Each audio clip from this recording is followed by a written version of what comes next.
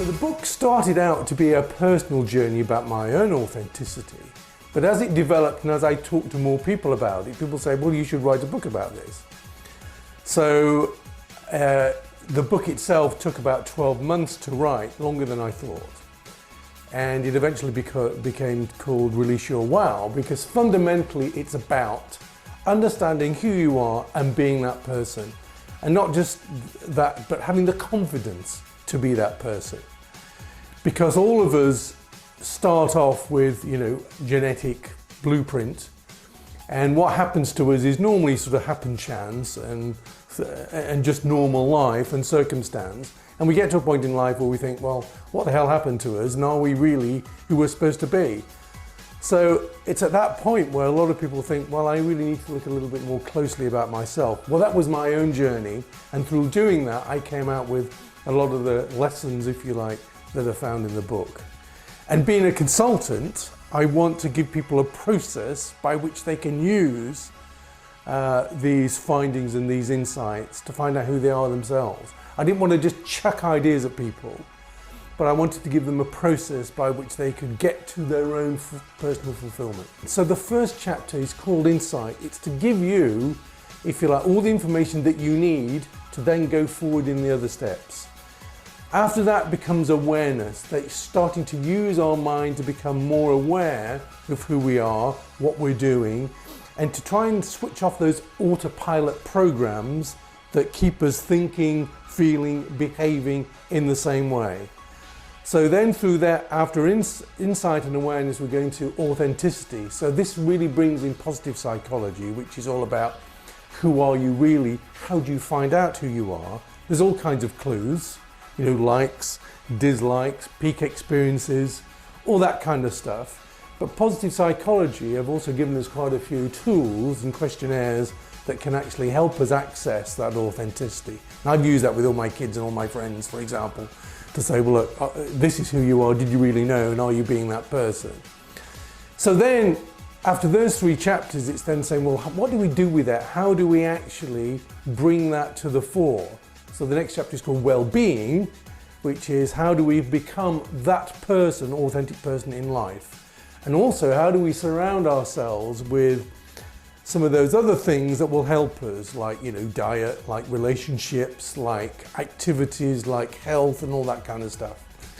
Now, for a number of us, that might be the end of the journey because you now know who you are, you're being that person in life, and you're surrounding yourself with positive emotion and all that kind of stuff. But the next chapter is called Creation, which is actually if there's still something left that you think is still undone, that summit of the mountain that you now think, actually, there is one thing I really want to do. That's where, if you like, Release Your Wow comes in. So that's it. I say in the book, look, you can take your winnings home with you now. Don't place any further bets if you don't want to. But if, like me, you think there's something else to go for, let's go for it. But you're then going from it from a position of strength, from a position of authenticity. I'm not asking you to jump in the water before you can swim. We've done quite a lot of work up until this point. So the next 3 chapters are really all about that, becoming, releasing your wow, how do you make that happen, and then giving back gratitude and the rest of it. So the book is a very logical step process that takes people through those things that they need when they need them. We have to start with an understanding of how we arrived at where we arrived.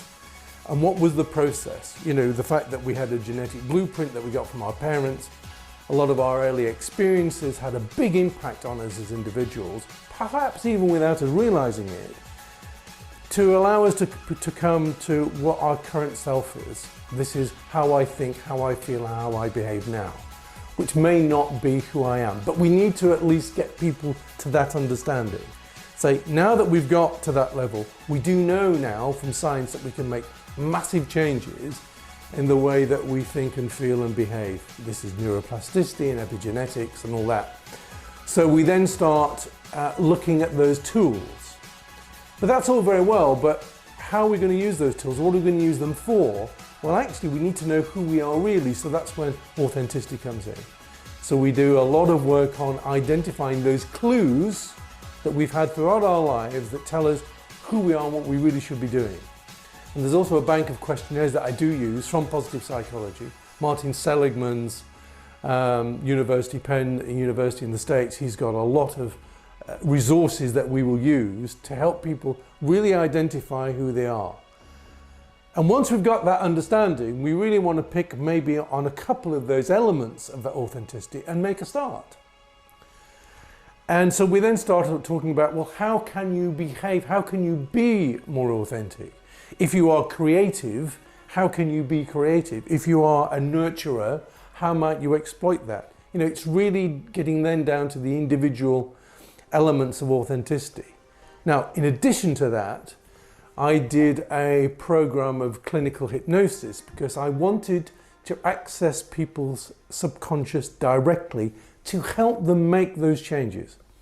So in my workshops, we do a series of what I call positive guided visualizations to help people become more aware, become more authentic, and to become more confident.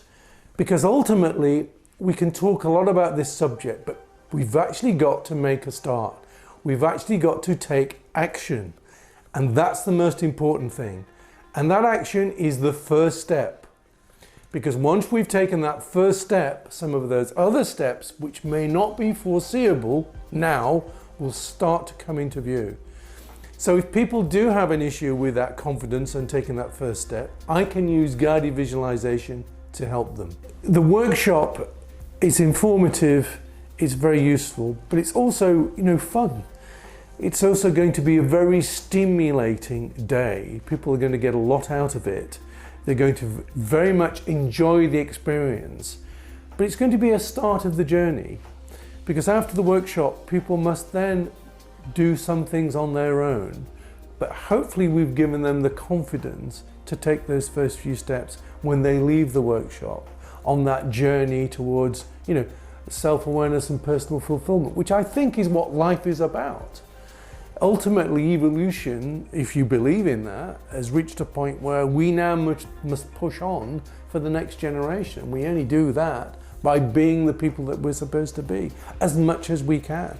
So I actually rejoice when I see people really being authentic, really pushing themselves as much as they can with that confidence that comes from the inner belief of knowing they are being who they should be.